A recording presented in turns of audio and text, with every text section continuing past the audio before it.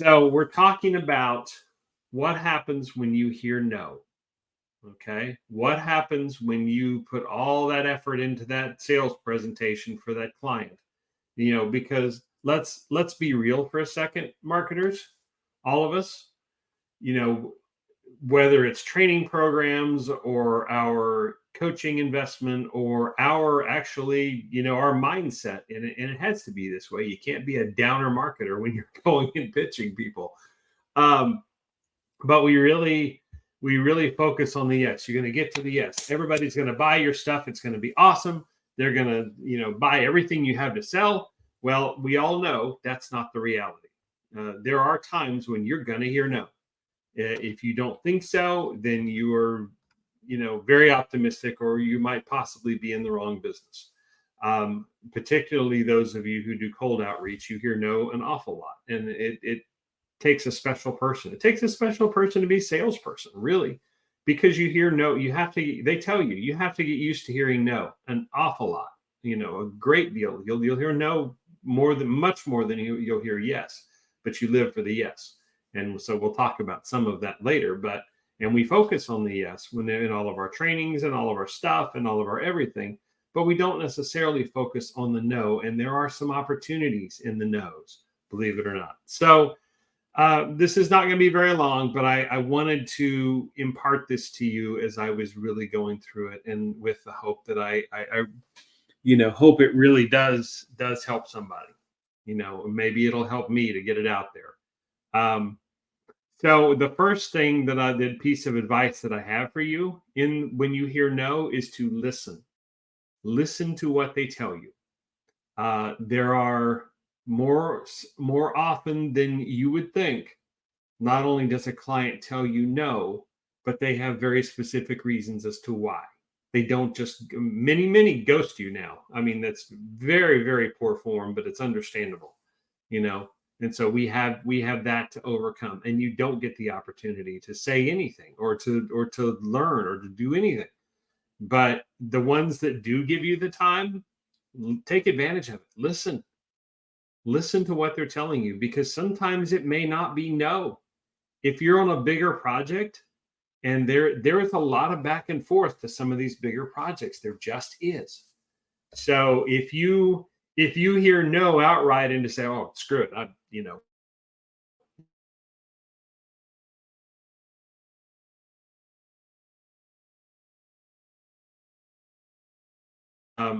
but if you hear no and here's why, then that does not automatically mean the optimist in you, that the salesperson the eternal sales optimist will say, oh, well, that must mean there's a yes. I mean, there's a yes, not a yes. It could be a yes. They said no right now, but it's going to be a yes. No, it's still a no, or could still be a no. But then either one of two things can come out of that. Either it was a no unless you address these points, and then if you address those points, we'll reconsider. There is that maybe it was an initial good fit for them. Maybe you got some of the branding wrong. Maybe you got some of the offering that you somehow missed, or they didn't disclose to you. This happens a lot. Clients don't tell you everything. They don't want to tell you everything. Why should they? But sometimes they really need to, because it's important to help you do what you're supposed to do for them. Otherwise, they knowingly or unknowingly sabotage the whole thing. So then they get a bad result because they're giving bad information. And I understand, keeping some of your stuff close to the vest, but these people are going to be in your world, these marketers. So you're going to need to disclose some of that without, you don't want to give away state secrets, but you at least want to, try to get the result you want out of it from the people that are offering. And instead of wondering why they consistently fail, because it's not going that way. So some of these people really figure out, okay, maybe I didn't tell you everything. Okay, maybe here's some more information, or here's something that I said that you completely missed. If we can figure that out, then I would be willing to consider your proposal. Okay. So you might just hear that if you listen closely enough. Okay. And even in the outright no, sometimes there are people who, and please reward these people, because they're not doing it to be mean. They're not doing it to be ugly. They're not doing it to be childish. So don't act childish in return, as some of us will do at times whenever we hear that no. Listen, because if it's still a no and it's a hard no, but they take the time to explain why, and why you weren't a good fit, and what happened, or what happened in your presentation that you absolutely blew it. You're not going to like hearing that, but you need to. One, they're taking the time to do it. They don't have to, you know, but many of them do, because maybe they see some potential in you that you're not prepared to see yourself, but it's just not going to be with them, not right now. Maybe in the future that will, and you talk to many super successful people in marketing, or any other industry for that matter, the ones that have really achieved a high degree of success. There was that moment, there was that presentation, there was that something or other, that proposal, that mentoring opportunity, where they were on the receiving end and they didn't like it, but it changed their life because somebody took the time to go through it and really explain why, and they got over themselves and took the time to listen, and to listen to the result, and it changed everything they did. So many of these have come from failure, but it's been failure that where somebody actually took the time to explain what the failure was and how you blew it, in the hopes of helping you, because maybe they see something in you that you don't see yourself. It's just not ready for them right now. You're not there. So listen to what they're telling you. If they take the time to tell you, really even plunge into it.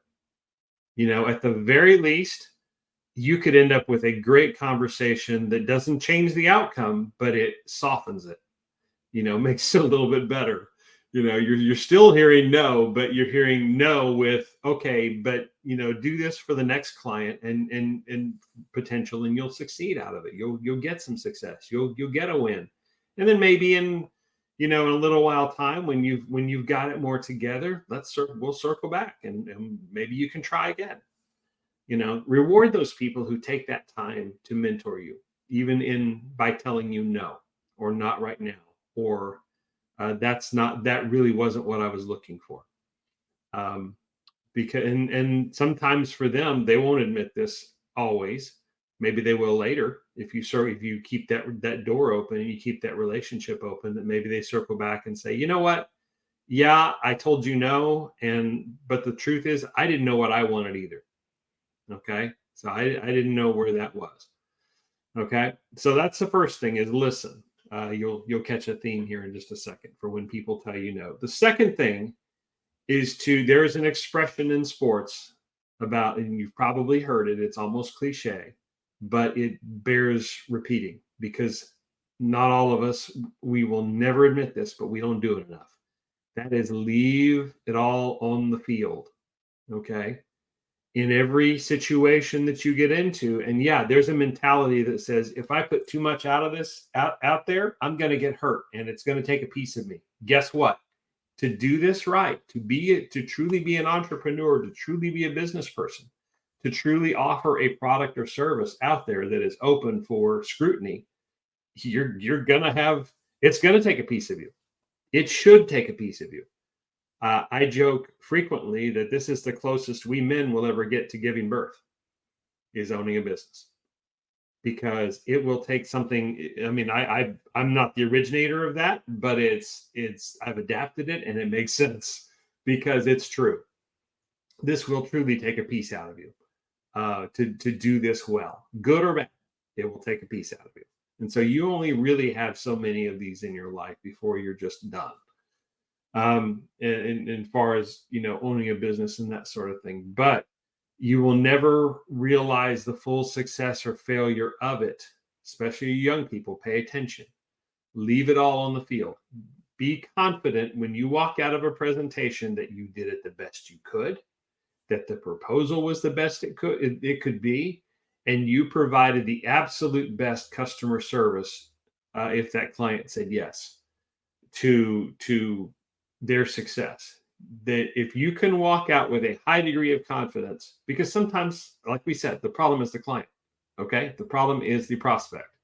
They don't know what they want, or they're you know they treat everybody this way because they're just screwing around, and they don't have a or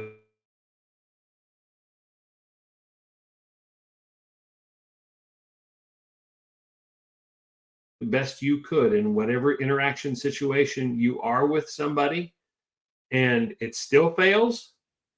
Walk away with your head held high that the problem wasn't you. Okay, because that is truly the best you can do.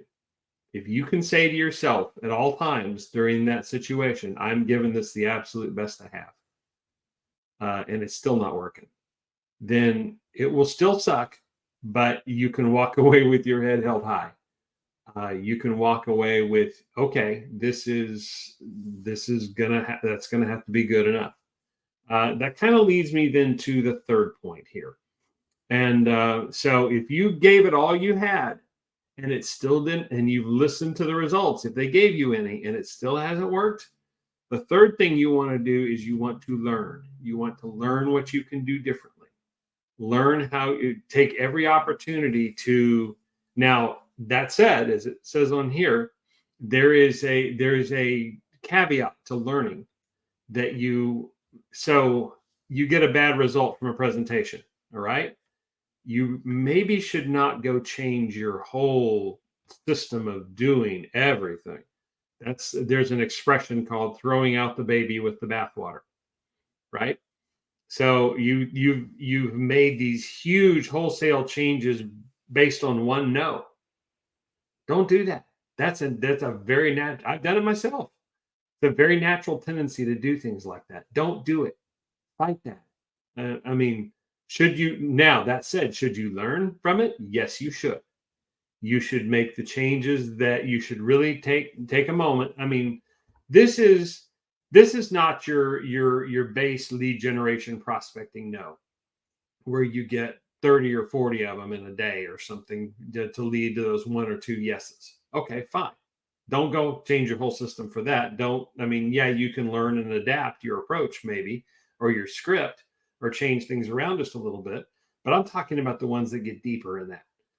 Then deeper than that, they get to the proposal stage where you really put something in there that you know was going to be a good fit for these people. You paid attention, you've done your homework, you've done your research. This is going to be the absolute best fit, down your heart and soul that they need. And they still said no.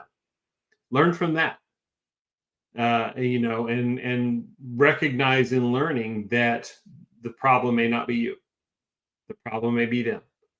So if this continues to happen and you continue to get to this stage and they continue to shut you down, and you do get responses from them like, this really was not what I had in mind, then the problem may be you, and you may need to go to back to the drawing board, and you may need to adapt your system in a way that makes sense. Seek advice, seek counsel. Talk to your fellow marketers. Post in our groups here, that if you're having issues, get critiques and listen to what they tell you. If they take the time to write a response or post a Loom video or whatever, listen to it. Take it to heart. They probably see something in you that you don't see in yourself. So really, really, really take that to heart. Okay. So and take every chance to learn, and make sure, check every learning opportunity against the overall strategy that you're trying to set up, your overall goals. If it's way out in left field, these changes they want you to make, and it doesn't align with what you want to do, don't do it. If they still get that, if you get that after several times, and they still don't align, then yeah, maybe you should have another look. You should have a strong look and try to determine where you're gonna, what happened. So yeah. So we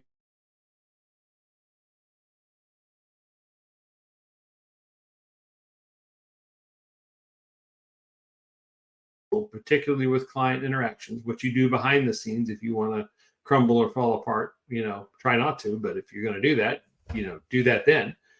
And learn from every situation. Never miss an opportunity to learn. So there is one final piece to this, and it's maybe the most important while you're taking stock and while you're evaluating what happens when you hear no. And that is live.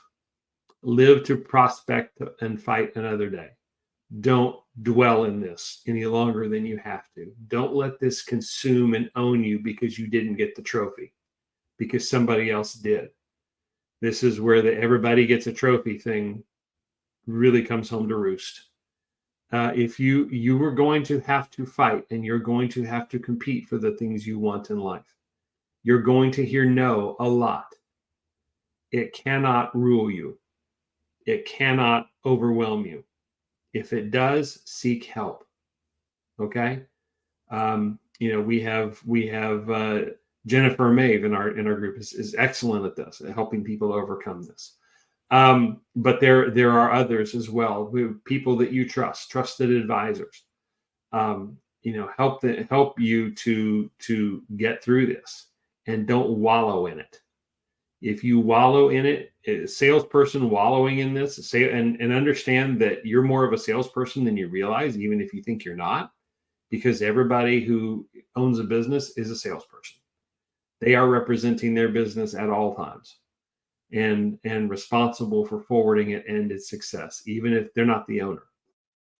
If you're the office person, or you just do one little service in that business, you are still responsible for its success.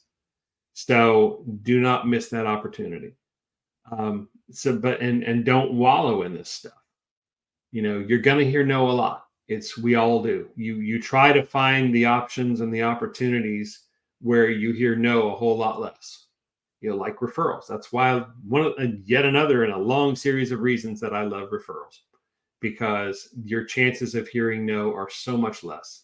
They're not zero. You will still hear no. It may not be a good fit, but they are so much less than some of the other prospecting methods out there for getting customers. So do not wallow in this. Rise above it. Figure out how to rise above it. Take all the lessons that you've learned from it and make something better. Make something better of yourself. And yeah, I get it. You can only pull yourself up, from this so many times before you start, you wonder if it's the mousetrap that you built and whether or not you need to change it, or whether or not and maybe later you start questioning some of your, life choices as to how you ended up here. But try your best not to wallow in this. Failure is going to happen. No is going to happen a lot. And no will happen on some levels that really hurt. I'm here to tell you, they will. And you are then defined by what you do about it, whether or not it consumes you, or whether or not you use it as your lowest point heading toward your finest hour.